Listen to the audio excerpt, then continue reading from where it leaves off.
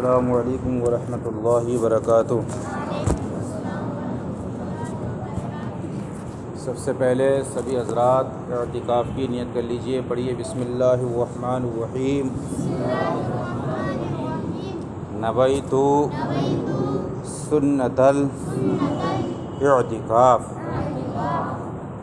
وعن البراء بن عازب قال خرجنا مع النبی صلی اللہ تعالی علیہ وسلم فی جنازۃ رجل من الانصار۔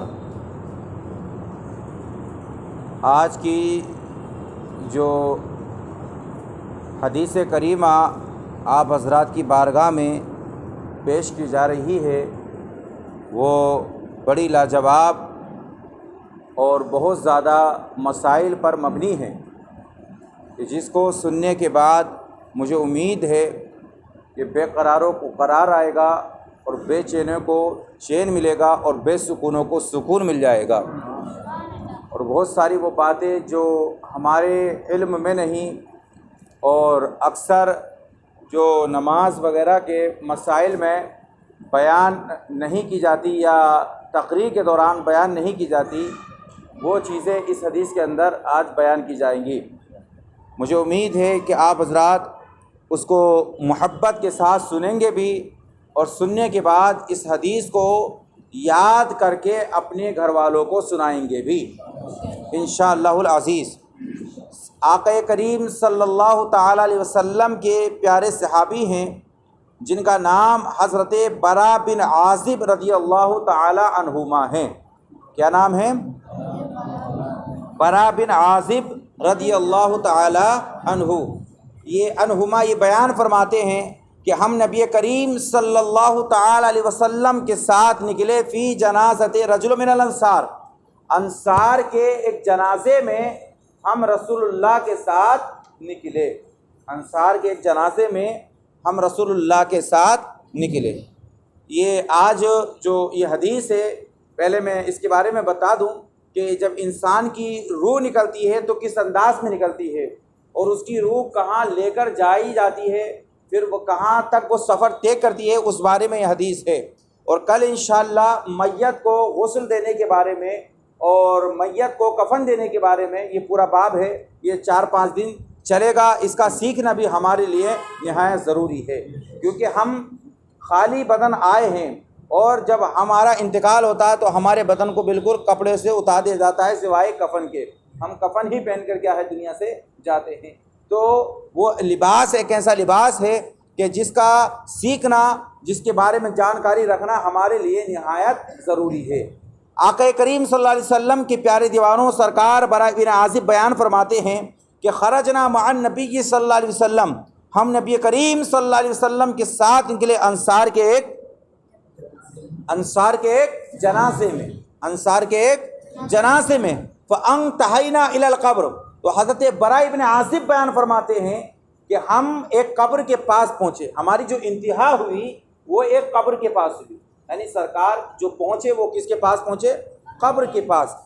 حضرت براء بن عازب فرماتے ہیں ولما یلحدوا، لیکن اس وقت قبر کھودی نہیں گئی، یعنی جب سرکار قبر کے پاس پہنچے تو اس وقت قبر کھودی نہیں گئی تھی۔ بات سمجھ میں آ رہی ہے آپ کے؟ حدیث شریف میں آتا ہے فَجَلَسَ رسول اللہ صلی اللہ تعالی علیہ وسلم، حضرت براء بن عازب بیان فرماتے ہیں ہم نے کیا دیکھا کہ سرکار دو عالم صلی اللہ علیہ وسلم قبر کے پاس بیٹھ گئے۔ جب قبر خود ہی نہیں تو بھائی سرکار کیا ہے وہاں پر بیٹھ گئے۔ اب فرماتے ہیں کہ سرکار بیٹھے وَجَلَسْنَا حَوْلَهُ، تو ہم بھی سرکار کے ارد گرد بیٹھ گئے۔ یار کیسا منظر ہوگا کہ سرکار بیٹھے ہوں، صحابہ سرکار کے ارد گرد بیٹھے ہوں، یہ تو صحابہ جانے اور ان کا ہمارا اور آپ کے پیارے رسول جانے کہ وہ کیسا منظر ہوگا۔ آقا کریم صلی اللہ علیہ وسلم کے پیارے دیوانوں سرکار براء بن عازب بیان فرماتے ہیں وَجَلَسْنَا حَوْلَهُ، ہم سرکار کے ارد گرد بیٹھ گئے کأن علی رؤوسنا الطیر، اور ہمارے بیٹھنے کی حالت ایسی تھی کہ گویا کہ ہمارے سروں پر پرندے ہوں، ہمارے سروں پر کیا ہوں؟ پرندے ہوں۔ اس پرندوں سے تعبیر کی تھی، تشبیہ کی تھی، مطلب کیا ہے کہ جب ہمارے سروں پر اگر پرندے بیٹھ جاتے ہیں تو ہم کو پتہ چل جاتا ہے ہیں کہ ہمارے سر پر کیا چیز بیٹھی ہے کیا نہیں بیٹھی، لیکن فرماتے ہیں کہ ہمیں پرندے بھی اگر ہمارے سر پہ بیٹھ جاتے تو ہم کو پرندوں کو بیٹھنے کا بھی پتہ نہیں چل پاتا، کیونکہ ہم رسول اللہ کی صحبت میں بیٹھے ہوئے ہیں اور اپنے ماتھے کی نگاہ سے ہم رسول اللہ کے چہرے کا دیدار کر رہے ہیں۔ آقا کریم صلی اللہ علیہ وسلم ہے نا وہاں پر بیٹھے ہوئے ہیں۔ فرماتے ہیں حضرت برا بن عازب وفی یدہ عود، اس حال میں کہ سرکار کے ہاتھ میں ایک لکڑی ہے، سرکار کے ہاتھ میں عودن کا معنی آتا ہے لکڑی، عودن کا معنی لکڑی۔ اب آقا کریم صلی اللہ علیہ وسلم ینکتو بہ فی الارض، کہ جس لکڑی سے زمین میں سرکار کرودنے لگے۔ ہوتا نا آپ نے دیکھا ہوگا کبھی آپ جنگل میں جائیں یا کبھی آپ خالق تو فرشوں کا زمانہ ہے، لیکن جو کچے مکان ہوتے ہیں یا کبھی آدمی جنگل میں جاتا ہے تو لکڑی ہوتی تو کبھی کچھ لکھنے شروع کر دیتا ہے، کبھی کچھ بنانا شروع کر دیتا ہے۔ آقا کریم صلی اللہ علیہ وسلم ایسے بیٹھے تو لکڑی سے اس طریقے سے ہو سکتا ہے کہ آپ کا جو ذہن کسی چیز کی طرف متفکر ہو اور لکڑی خود بخود چل رہی ہو۔ پتہ چلا کہ زمین پر اس طریقے سے لکڑی چلانا کرنا یہ بھی ہمارے نبی کی پیاری سنت ہے۔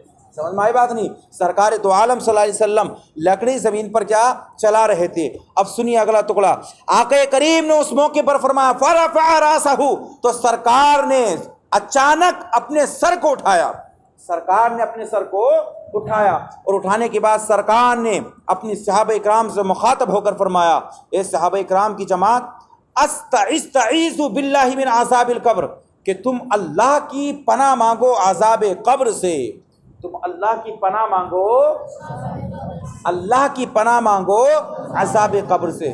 ہو سکتا ہے کہ سرکار جب فکر میں تھے تو سرکار کو پورا منظر آپ کی نگاہوں کے سامنے آ گیا ہو، دیکھتا نبی تھے۔ آقا کریم صلی اللہ علیہ وسلم کو قبر کے ظاہر کے بارے میں بھی معلوم ہے اور قبر کے باطن کے بارے میں بھی معلوم ہے کہ قبر کے اندر کس کے ساتھ کیا ہو رہا ہے۔ آقا کریم نے فرمایا استعیذ باللہ من عذاب القبر، اے لوگو تم اللہ کی پناہ مانگو عذاب قبر سے۔ سرکار برا ابن عازب فرماتے ہیں آقا کریم صلی اللہ علیہ وسلم نے مرتین و ثلاثہ، اس بات کو 2 مرتبہ فرمایا یا 3 مرتبہ فرمایا کہ اے لوگو تم اللہ کی پناہ مانگو، اے لوگو تم اللہ کی پناہ مانگو عذاب قبر سے، اے لوگو تم اللہ کی پناہ مانگو عذاب قبر سے۔ سرکار نے جملے کا اعادہ 3 مرتبہ فرمایا۔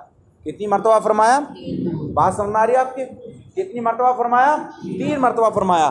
اب اگلا جملہ سنیے، اس موقع پر سرکار نے فرمایا ان العبد المؤمن اذا کان فی انقطاع من الدنیا، کہ جب مومن بندہ دنیا سے کوچ کرتا ہے، مومن بندہ جب دنیا سے، یہ سب کے کام آنے والی بات ہے، کیونکہ مرنا خالی مجھے نہیں سب کو مرنا ہے، آپ کو بھی مرنا ہے، اور ہم سے پہلے نہ جانے کتنے لوگ دنیا سے چلے گئے۔ موت تو برحق کے نا بھائی۔ ایک میں نے بڑی اچھی بات آپ سے آج پڑھی، ایک پوسٹ پر ایک صاحب نے بڑی اچھی بات لکھ کر بھیجی کہ 40 سال کے بعد، 40 سال جب انسان اپنی عمر طے کر لے تو سمجھ لو اس کے لیے مغرب کا وقت قریب ہے۔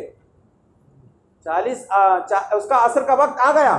جب 40 سال کی انسان کی عمر آ جائے تو سمجھ لو کہ اس کے لیے عصر کا وقت آ گیا۔ مطلب کیا دکھا کہ عصر اور مغرب کے درمیان زیادہ ٹائم نہیں ہوتا ہے، کہ جب 40 سال کی عمر آ گئی تو سمجھ لو کہ اب وہ قبر کی جو منزلیں ہیں، قبر کا جو راستہ ہے، اب وہ بالکل قریب سے قریب کیا ہے طے کرنے لگا ہے۔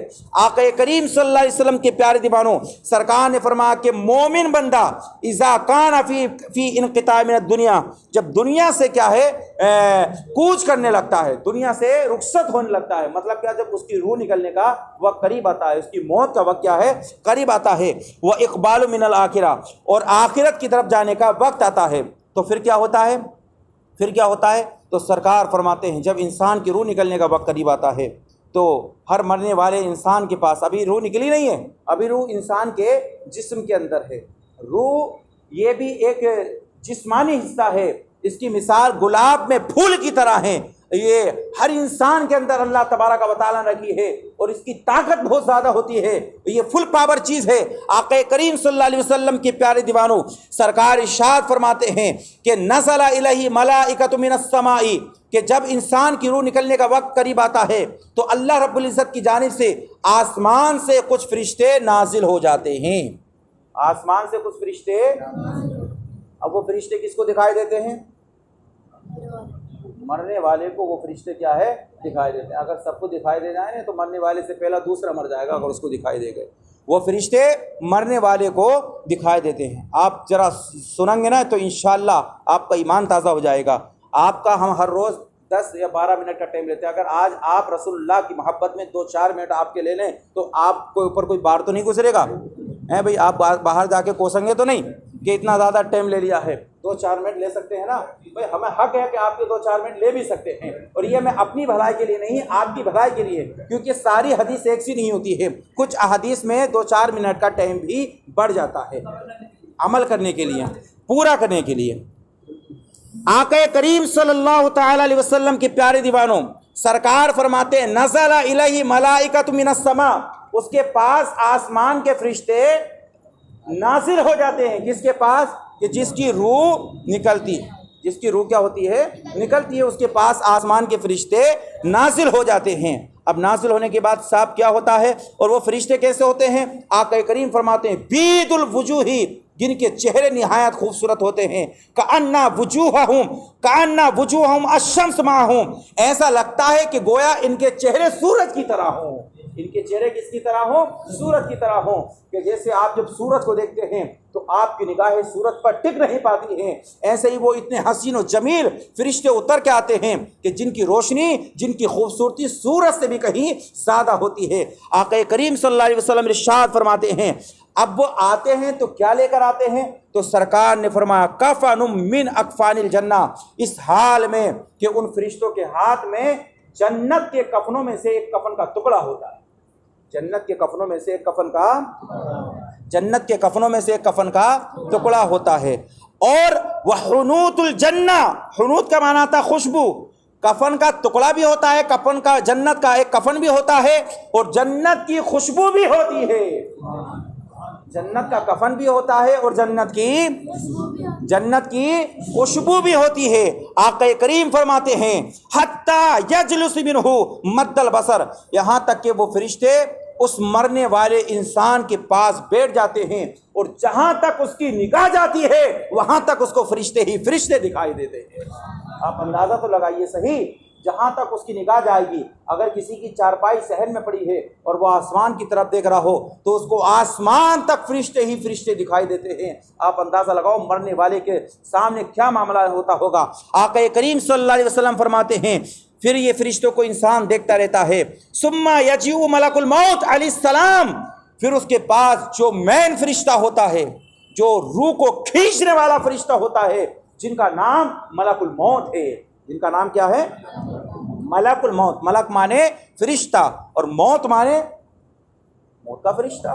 بھئی ملک الموت موت کا فرشتہ. ثم یجیء، پھر اس کے پاس موت کا فرشتہ آتا. آپ محمول کرو جس کے گھر سے رخصت ہوئے ہمارے والدین کے ساتھ کیا بیتی ہوگی، اور ایک دن ہمارے ساتھ بھی کیسے بیتے گی. اس منظر کو 24 گھنٹے اپنی نگاہوں کے سامنے رکھنا چاہیے. اس حدیث کریمہ کو جب ہم نے اب سے تقریباً 8 سال پہلے مفتی محمد انور علی صاحب ہمارے استاد گرامی منظر اسلام میں پڑھایا، اللہ کی قسم جو بریلی کی اعلیٰ حضرت کی جو رضا مسجد ہے اس کے اندر جب ہم نے اس حدیث کو پڑھا تو ہمارا بھی دل باغ باغ ہو گیا. اور اس کے بعد سے لے کر یہ 2-3 مرتبہ میں مدرسے کے اندر پڑھا بھی چکا اور آج آپ لوگوں کو ماشاءاللہ پڑھانے کا موقع ملا ہے. لیکن جتنی مرتبہ میں نے اس حدیث کو پڑھا ہے اللہ کی 100 بار قسم کھا کے کہتا ہوں اتنے ہی مرتبہ ایمان کو تازگی بھی ملی ہے. آقا کریم صلی اللہ علیہ وسلم کے پیارے دیوانوں، سرکار دو عالم صلی اللہ علیہ وسلم ارشاد فرماتے ہیں ثم یجیء ملک الموت، پھر مرنے والے انسان کے پاس ملک الموت، موت کا فرشتہ کیا ہے؟ آ جاتا ہے. اور آ جانے کے بعد کیا ہوتا ہے سنیے. سرکار فرماتے حتی یجلس عند راسہ، وہ فرشتہ مرنے والے کے سرہانے بیٹھ جاتا ہے. حتی یجلس عند راسہ، یہاں تک کہ وہ اس کے سر کے پاس. وہ فرشتہ کس کے پاس بیٹھتا ہے؟ مرنے والے کے سر کے پاس. پتہ چلا کہ انسان کی جو روح کو نکالا جاتا ہے وہ پیر کی طرف سے نہیں سر کی طرف سے نکالا جاتا ہے. روح کہاں سے نکلتی ہے؟ سر کی طرف سے نکلتی ہے، پیر کی طرف سے نہیں. اب انداز کیا ہے، اس کی کیفیت کیا ہے، یہ تو ملک الموت جان سکتے ہیں، یا اللہ جان سکتا ہے، یا اللہ کے رسول زیادہ بہتر جانتے ہیں. آقا کریم صلی اللہ علیہ وسلم کے پیارے دیوانوں حتی یجلس عند راسہ، یہاں تک کہ وہ فرشتہ مرنے والے انسان کے سرہانے بیٹھ جاتا ہے. فیقول ایتھا النفس الطیبہ، وہ فرشتہ کہتا اے پاکیزہ جان. فرشتہ کہتا ہے کیا؟ اے پاکیزہ. اس کا مطلب یہ ہے کہ جب روح نکلنے کا وقت قریب ہوتا ہے تو مرنے والا فرشتوں کی گفتگو کو آپ اندازہ تو لگاؤ. وہیں پر باپ بھی ہے، بیٹا بھی ہے، بھائی بھی ہے، بیٹی بھی ہے، بہنیں بھی ہیں، رشتہ دار بھی ہے، لیکن فرشتے کی بات کو کوئی نہیں سنتا ہے. اگر سنتا ہے تو مرنے والا बोलो, मरने वाला सुनता है और कोई नहीं सुनता है। वो फरिश्ता क्या कहता है, या अय्यतुहन नफ्सुत तय्यबा, ए पाकीज़ा जान। पता ये चला पाकीज़ा जान, पाकीज़ा जान, पाकीज़ा रूह उसी को कहेगा जो ईमान वाला होगा। जो कौन होगा? ईमान वाला होगा। जो सड़ा हुआ काफिर होगा, बदबक काफिर होगा, जो अपने माथे पर कलंक का टीका लगाकर चलता फिरता होगा, जो लात मनात उस्सा व हुबुल की पूजा करता होगा, जो सांप और बंदरों की पूजा करता होगा, उसको पाकीज़ा जान नहीं कहेंगे। हदीस कल इंशाल्लाह मैं आपको बताऊंगा। उसको कहेंगे ए खबीस रूह। क्या कहेंगे? ए खबीस रूह, ए बदबू वाली रूह। उसके बारे में अल्फाज आएंगे। लेकिन मोमिन की रूह के बारे में अल्लाह के फरिश्ते क्या कहेंगे? ए पाकीज़ा जान, ए पाकीज़ा रूह। क्या कहेंगे? उखरुजी इला मग़फ़िरत मिनल्लाह, तू अल्लाह की बख्शिश की तरफ और अल्लाह की रिज़ा हासिल करने के लिए तू इसके जिस्म से निकल जा। यार कितने प्यारे अंदाज में कह रहे हैं कि अल्लाह की बख्शिश की तरफ और अल्लाह की रिज़ा हासिल करने के लिए इसके जिस्म से निकल जा। बात समझ आ रही है आपके? इसके जिस्म से निकल जा। काला फतखरुजु, तो सरकार फरमाते हैं वो रूह इंसान के जिस्म से बाहर आ जाती है। कैसे? तसीलु कमा तसीलुल क़त्र मिनस सिका, वो रूह ऐसे निकलती है जैसे कि मुश्क के कतरे टपक जाते हैं। इतनी आसानी के साथ हजरत इंसान जो कि ईमान की हालत में होता है, फरिश्ते उसकी रूह को निकाल कर लेकर चले जाते हैं। अब उसकी रूह को निकाल कर वो रूह कहाँ जाती है साहब? एकदम वो रूह का क्या होता है? तो सुनो, आक़ा करीम ने सारी बातें बयान फरमा दी हैं। फ़याख़ुज़ूहा, सरकार फरमाते हैं उस रूह को मलाकुल मौत अपने हाथ में पकड़ ले। मलाकुल मौत उस रूह को अपने हाथ में पकड़ लेते हैं और उनके हाथ में क्या होता है? जन्नत के कफन का पता चला जब तक हम जिंदा थे जन्नत का कपड़ा ना मिला। मरने के बाद सबसे पहला हमारा इस्तिक़बाल जन्नत के कपड़े से होता है। यार जिंदा थे जन्नत का कपड़ा मिला? नहीं मिला। लेकिन मरने के बाद हमारी रूह को सबसे पहला कौन सा कपड़ा मिला है? जब तक हम दुनिया में थे हमने सैयद साहब का इत्र लगाया, कभी हमने बरेली का इत्र लगाया, कभी साहब हमने अजमेर की सरजमीन का इत्र लगाया, कभी हमने मदीने की सरजमीन का इत्र लगाया। लेकिन मरने के बाद जो हमारी रूह को इत्र लगता है वो कहाँ का लगता है? जन्नत का इत्र लगाता है। आप अंदाजा तो लगाओ उसकी खुशबू का आलम क्या होगा। आक़ा करीम सल्लल्लाहु अलैहि वसल्लम के प्यारे दीवानों, सरकार फरमाते हैं वो फरिश्ता मलकुल मौत उस रूह को अपने हाथों में पकड़ लेते हैं। फ़इज़ा अख़ज़हा, जब वो फरिश्ता अपने हाथों में पकड़ता है, लम यदउआ फ़ी यदिही तरफ़त ऐन, तो जो उस फरिश्ते के साथ मलकुल मौत के साथ दूसरे फरिश्ते आते हैं, अब वो उस रूह को मलकुल मौत के हाथ में ज़्यादा देर नहीं रहने देते, बल्कि दूसरे फरिश्ते उस रूह को छीन लेते हैं। दूसरे फरिश्ते उस रूह को छीन ले। अब छीनने का माना ये नहीं कि झगड़ा करते हैं भाई, उनकी शायाने शान जो उनका अपना एक मामला है उस एतबार से उस रूह को क्या है? हासिल कर लेते हैं। आक़ा करीम सल्लल्लाहु अलैहि वसल्लम के प्यारे दीवानों, फ़यजअलुहा फ़ी ज़ालिकल कफ़न, फिर वो उस रूह को कफ़न में रखते हैं, खुशबू में रखते हैं। व यख़रुजु मिन्हा कअत्यबे नफ़ख़ाति मिस्किन, तो उस रूह से ऐसी खुशबू आती है जैसी कि रूए ज़मीन पर जो मुश्क अंबर पाई जाती है उससे कहीं ज़्यादा उस रूह के अंदर से अल्लाह तबारक व तआला खुशबू अता फरमा देता है और वो रूह इत्र से मुअत्तर हो जाती है, खुशबू से मुअत्तर हो जाती है। अब वो रूह का क्या होता है साहब? क्या वो रूह घर के अंदर रहती है? क्या वो रूह घूमती रहती है? क्या वो रूह किसी के जिस्म के अंदर चली जाती है? क्या वो रूह मरने वाले के जिस्म के अंदर दोबारा वापस आ जाती है? तो सुनो, आक़ा करीम फरमाते हैं फ़युस्इदून बिहा, फिर फरिश्ते उस रूह को लेकर चलने लगते हैं, उस रूह को लेकर चलने लगते हैं। कितने फरिश्ते आते हैं आप अंदाज़ा तो लगाओ। जहाँ तक उसकी निगाह जाएगी वहाँ तक उसको फरिश्ते ही दिखाई देंगे। आप जब देखते हैं जब नमाज जनाजा लेके चलते हैं लोग, तो अगर किसी की नमाज जनाजा में 1000 आदमी आ जाए तो पूरे महल्ले में कोराम बरपाता कि फ़लाँ की नमाज जनाजा में 1000 आदमी था। और अगर किसी में 1 लाख आ जाए तो 1 लाख आदमी था, तो 1 लाख आदमी को आप छत पे से देख सकते हैं। लेकिन अगर पूरे ठाकर द्वारे के अंदर आदमी हो तो आप पूरी तरीके से नहीं देख सकते। लेकिन मरने वाला आप देखो तो सही, जहाँ तक उसकी निगाह जाती है वहाँ तक उसको फरिश्ते दिखाई देते हैं और वो सारे फरिश्ते उसकी रूह को लेकर سارے فرشتے اس کی روح کو لے کر کیا ہے چلنے لگتے ہیں۔ آقا کریم فرماتے ہیں اللہ اکبر اللہ اکبر، سرکار فرماتے ہیں وہ فرشتے اس کی روح کو لے کر چلتے ہیں۔ پھر ہوتا کیا ہے؟ سرکار فرماتے ہیں فلا یمرون یعنی بہا علی ملائ من الملائکہ، سرکار فرماتے ہیں جب وہ فرشتے اس روح کو لے کر جاتے ہیں تو جن جن فرشتوں کے پاس سے اس روح کا گزر ہوتا ہے الا قالو، تو تمام کے تمام فرشتے کہتے ہیں ما حاضر روح طیب، کس پاکیزہ جان، کس پاکیزہ خوشبو کی یہ روح ہے کہ جس کے اندر سے اتنی پیاری خوشبو آ رہی ہے۔ فرشتے پوچھتے ہیں کہ کس کی خوشبو ہے؟ تو وہ فرشتے کہتے ہیں فیقولون فلا بن فلا، یہ جو روح ہے فلا بن فلا کی ہے۔ فرشتے کیا کہتے ہیں؟ یہ روح کس کی ہے؟ فلا بن فلا کی ہے۔ بِأَحْسَنِ أَسْمَائِهِ، ان کے اچھے ناموں کے ساتھ پکارتے ہیں، الَّتِي كَانُوا يُسَمُّونَهُ بِهَا فِي الدُّنْيَا، کہ جن اچھے ناموں کے ساتھ دنیا میں جن کو پکارا جاتا ہے۔ اس کا ایک مسئلہ ایک معلوم ہوا کہ نام دنیا میں اچھے رکھنے چاہیے، نام دنیا میں، کیونکہ نام سے ذات پر اثر پڑتا ہے۔ لیکن کچھ لوگ نام اچھے ہوتے ہیں پھر بھی ان کے نام بگاڑ دیتے ہیں اور پوری زندگی ان کا نام بگاڑ کے ہی رہتے ہیں، جبکہ اللہ تعالیٰ نے قرآن میں فرمایا وَلَا تَنَابَزُوا بِالْأَلْقَابِ، اے لوگوں کسی کے نام کو بگاڑ کے مت لو، کسی کے ناموں کو بگاڑ کر مت لو، اگر تم ناموں کو بگاڑو گے اللہ تمہاری ذات کو بگاڑ دے گا۔ آقا کریم کے پیارے دیوانوں، آپ دیکھ لو اپنی مسجد میں ہمارے محترم عالی جناب حاجی محمد رفیق خان صاحب کے جو بھائی ہیں، سارے لوگ ان کو چھنگا بھائی کہتے ہیں۔ ارے بھائی اگر ان کی 6 انگلی ہیں تو کیا وہ ان کا نام بدل جائے گا؟ ان کا اصلی نام میں نے پولیس صاحب سے پوچھا تو انہوں نے بتایا رئیس خان، تو ان کا اصلی نام کیا ہے؟ رئیس خان ان کا نام ہے۔ تو بھائی ہمیں رئیس بھائی کہنے میں کیا دقت آ رہی ہے؟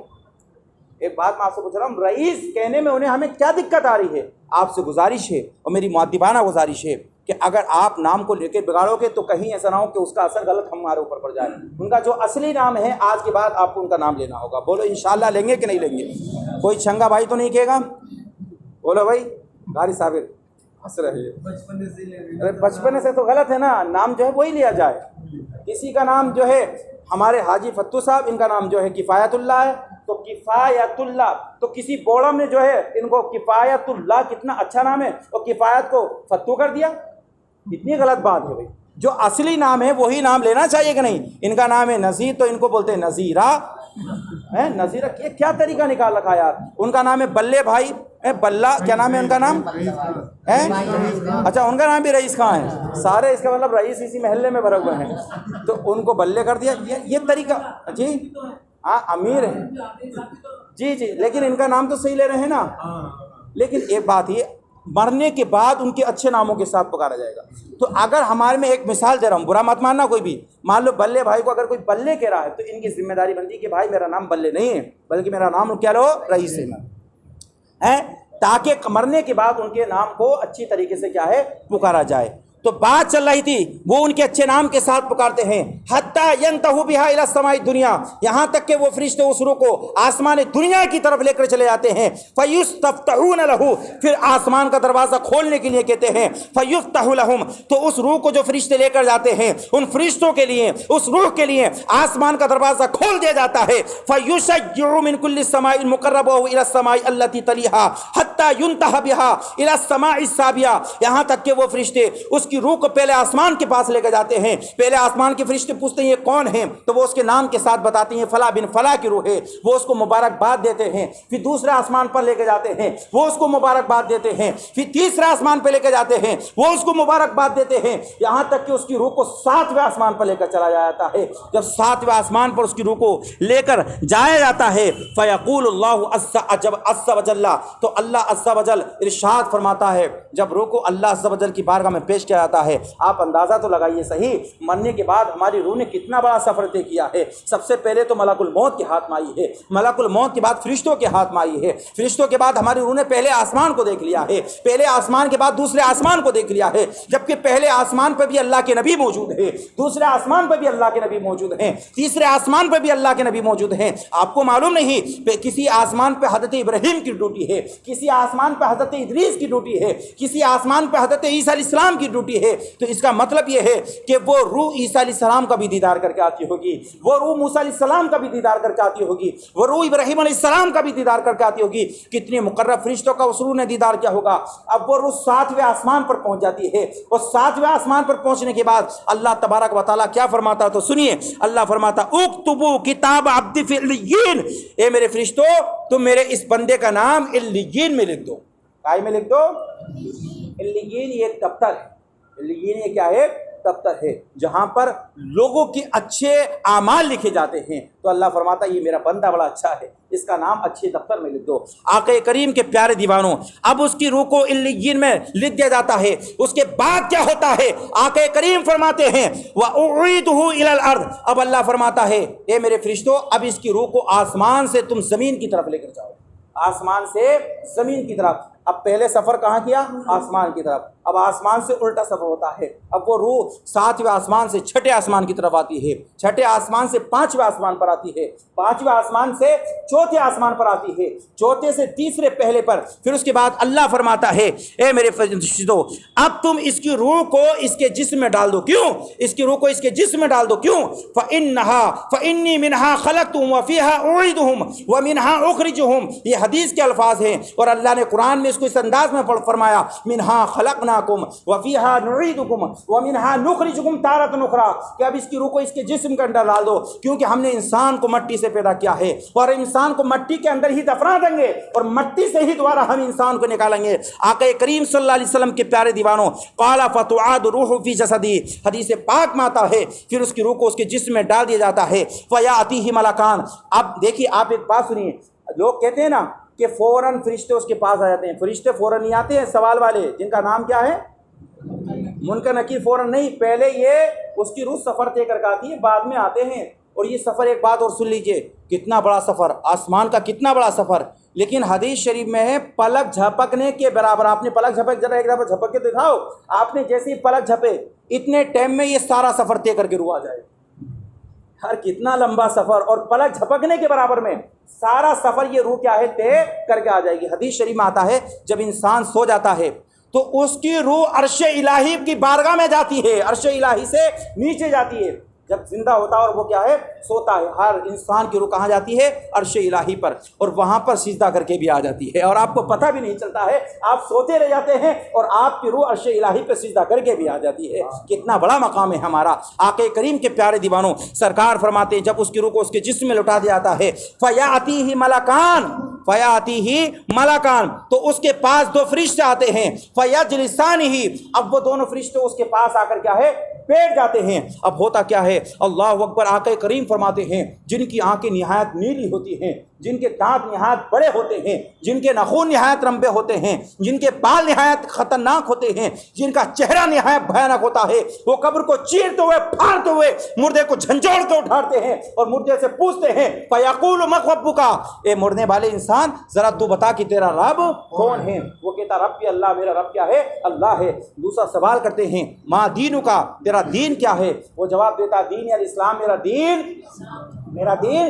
اسلام ہے۔ تیسرا سوال ہوتا ہے ما کنت تقول فی حق ھذا الرجل، تم اس مرد کے بارے میں کیا کہتے ہو؟ علماء محدثین فرماتے ہیں اس مرد سے مراد ہمارے نبی کی ذات ہے، وہ کہے گا ھذا رسول اللہ صلی اللہ تعالی علیہ وسلم، ارے یہ تو وہ اللہ کے رسول ہیں کہ جن کو میں نے علماء کی زبانی سنا تھا کہ رسول اللہ کے چہرے کا کوئی جواب نہیں ہے، رسول اللہ کی آنکھ کا کوئی جواب نہیں ہے، رسول اللہ کی زلفوں کا کوئی جواب نہیں ہے، رسول اللہ کے ہونٹوں کا کوئی جواب نہیں ہے۔ وہ سراپر رسول اللہ کو دیکھ کر پکار اٹھے گا کہ یہ تو اللہ کے رسول ہیں۔ تو فرشتے پوچھیں گے، فرشتے کہیں گے کہ یہ تو نے کیسے پہچانا کہ یہ اللہ کے رسول ہیں؟ فرشتے کہیں گے کہ تو نے کیسے پہچانا کہ یہ اللہ کے رسول ہیں؟ تو وہ کہے گا قرأت کتاب اللہ، میں نے اللہ کی کتاب میں پڑھا، فآمنت بہ، تو میں ان کے اوپر ایمان لے کر آیا، وصدقت، اور میں نے اس رسول کی تصدیق کی۔ تب اللہ تبارک و تعالیٰ کو اپنے بندے کی ادا اتنی پسند آئے گی، اللہ تبارک و تعالیٰ ارشاد فرمائے گا، ہاتف غیبی سے آواز آئے گی، فینادی منادی من السماء، تو ایک آسمان سے پکارنے والا پکارے گا۔ علماء محدثین فرماتے ہیں یہ پکارنے والا اللہ کی ذات ہوگی، اور یہ ہاتف غیبی کے ذریعے سے آواز ہوگی، آسمان سے پکارنے والا آسمان سے پکار کہے گا، کیا کہے گا؟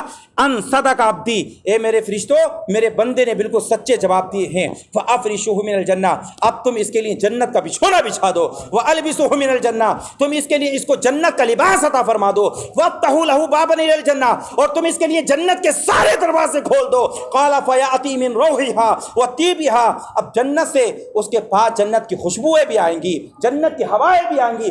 آقا کریم صلی اللہ علیہ وسلم کے پیارے دیوانوں، فیفسح لہ فی قبر مد بصرہ، حدیث پاک میں ہیں جب وہ اپنے امتحان میں کامیاب ہو جائے گا تو سرکار فرماتے ہیں اللہ تبارک و تعالیٰ اس کی قبر کو اتنا کشادہ فرمائے گا، جہاں جہاں تک اس کی نگاہ جائے گی وہاں وہاں تک اللہ اس کی قبر کو کشادہ فرما دے گا۔ ہم دنیاوی 2 گز زمین کے چکر میں، ہم ذرا 100 گز پلاٹ کے چکر میں ہم نے نمازوں کو چھوڑ دیا ہے، روزے کو چھوڑ دیا ہے، ہم نے حلال اور حرام کو چھوڑ دیا ہے، بھائی چارے کو ختم کر دیا ہے، اخوت و پیار کو مٹا ڈالا ہے، لیکن اللہ کی قسم دنیا کی کوئی زمین کی اہمیت نہیں ہے، قبر کے اندر اللہ آپ کو اتنی زمین عطا فرما دے گا کہ آپ سے اس کے اندر رہا بھی نہیں جائے گا۔ آقا کریم صلی اللہ علیہ وسلم کے پیارے دیوانوں، صرف 1 منٹ میں بات پوری ہو رہی ہے۔ سرکار فرماتے ہیں اس کی قبر کو جہاں تک اس کی نگاہ جائے گی کشادہ فرما دیا جائے گا۔ قال ویاتی رجل احسن الوجه، پھر اس کے پاس ایک شخص آئے گا جس کا چہرہ نہایت خوبصورت ہوگا، جس کا چہرہ کیا ہوگا؟ انسانی شکل میں وہ آئے گی، وہ ایک چیز آئے گی جو کہ انسانی شکل میں ہوگی، جو خوبصورتی کے اعتبار سے جس کے کپڑے کی خوبصورتی کا کوئی جواب نہیں ہوگا، جس کی خوشبو کی خوبصورتی کا کوئی جواب نہیں ہوگا۔ فیقول ابشر بالذی یسرک، تو وہ کہے گی کہ خوشخبری ہو اس کی وجہ سے کہ جس کی وجہ سے آج تو مسرت محسوس کر رہا ہے۔ ھذا یومک الذی کنت تعد، آج یہ وہی دن ہے کہ جس کا وعدہ تجھ سے کیا گیا تھا۔ فیقول لہ من انت، تو وہ مرنے والا انسان کہے گا آپ کون ہیں کہ آپ کے چہرے کو دیکھ کر تو مجھ کو بھلائی نظر آتی ہے، کیونکہ یہ تو ایسا چہرہ ہے کہ جس چہرے میں نہ میں ماں کی محبت دیکھ رہا ہوں، نہ میں باپ کی محبت دیکھ رہا ہوں، نہ میں بھائی کی محبت دیکھ رہا ہوں، تو بڑا اچھا نظر آ رہا ہے، تیرے تو حسن کا کوئی جواب نہیں ہے، تیری تو بھلائی کا کوئی جواب نہیں ہے۔ تو وہ کہے گا انا عملک الصالح، میں تیرا نیک عمل ہوں جو دنیا میں تو کرتا تھا، نماز پڑھتا تھا، روزہ رکھتا تھا، زکوٰۃ دیتا تھا، صدقہ و خیرات کرتا تھا، غریبوں کی مدد کرتا تھا، ایک دوسرے کے حقوق ادا کرتا تھا، علماء کی عزت کرتا تھا، آج میں اچھے عمل کی شکل میں خوبصورتی میں بدل گیا ہوں اور تیرے سامنے حاضر ہو گیا ہوں۔ تب آقا کریم صلی اللہ علیہ وسلم کے پیارے دیوانوں، تب وہ فرشتہ وہ نیک عمل کہے گا، وہ نیک عمل کیا کہے گا؟ وہ نیک عمل کہے گا فیقول ربی، وہ نیک عمل نہیں، وہ مرنے والا انسان کہے گا اے میرے رب اقیم الساعہ، اب تو قیامت کو جلدی قائم کر دے، قیامت کو جلدی قائم کر، کیوں؟ حتی ارجع الی اہلی و معالی، تاکہ میں اپنے گھر والوں کی طرف لوٹوں اور اپنے گھر والوں سے مل کر کہوں کہ اللہ نے تو مجھے اتنا نواز دیا ہے، اتنا نواز دیا ہے کہ جہاں جہاں میری نگاہ جاتی ہے وہاں وہاں مجھ کو اپنا گھر نظر آتا ہے۔ آقا کریم کے پیارے دیوانوں، تو اسی وجہ سے ہمارے نبی نے فرمایا ان الدنیا جنت للکافر و دوزخ للمؤمن، کہ دنیا کافروں کے لیے جنت ہے، مومنوں کے لیے دوزخ ہے۔ اس دنیا میں ہمیں پریشانیاں آئیں گی، اس دنیا میں ہمیں تکلیف آئیں گی، لیکن جو پریشانیوں کو جھیلنے کے بعد اپنی زندگی کو گزارتا ہے، اللہ کی قسم مننے کے بعد اللہ اس کو وہ صلہ عطا فرماتا ہے جو میں نے ابھی آپ کے سامنے پیش کر دیا ہے۔ ہم اللہ سے دعا کرتے ہیں مولا تبارک و تعالیٰ اگر ہمارا خاتمہ ہو تو ایمان کی حالت میں ہو، اور مولا تبارک و تعالیٰ ہمیں دنیا میں بھی نبی کا قرب عطا فرما اور مرنے کے بعد قبر کی دنیا میں بھی نبی کا پڑوس عطا فرما۔ دعا کے لیے ہاتھ اٹھا لیجیے۔ اللہم صلی علی سیدنا و شفیعنا و حبیبنا و مولانا محمد مبارک وسلم صلاۃ و سلام علیک یا رسول اللہ صلی اللہ تعالی علیہ وسلم۔ یا اللہ یا رحمان یا رحیم دل مارک مستقیم پروردگار عالم، حدیث کریمہ کا آج آدھا ٹکڑا لوگوں کے سامنے پیش کیا گیا اور اس کا ما بقیہ کل ہم سنائیں گے۔ یا اللہ اس کو اپنی بارگاہ میں قبول فرما۔ یا اللہ حدیث مصطفیٰ کے صدقے میں جو ہمارے خاندان سے، ہمارے آباء و اجداد سے جو بھی رخصت ہو گئے ہیں، یا اللہ تمام کی مغفرت عطا فرما، تمام کی قبروں کو کشادہ فرما، یا اللہ تمام کی قبروں میں رحمت و نور کی برسات عطا فرما، مرنے سے پہلے ہم سب کی بھی مغفرت عطا فرما، ہماری قبروں کو بھی کشادگی فرما، یا اللہ ہمارے چہروں پہ نور عطا فرما، ہمارے دلوں میں سرور عطا فرما، خوف خدا ہمارے دلوں میں بے بس عطا فرما، اپنے حبیب کے صدقے میں ہم سب کی حاضری کو اپنی بارگاہ میں شرف قبول عطا فرما۔ سبحان ربک رب العزة عما یصفون وسلام علی المرسلین والحمد للہ رب العالمین۔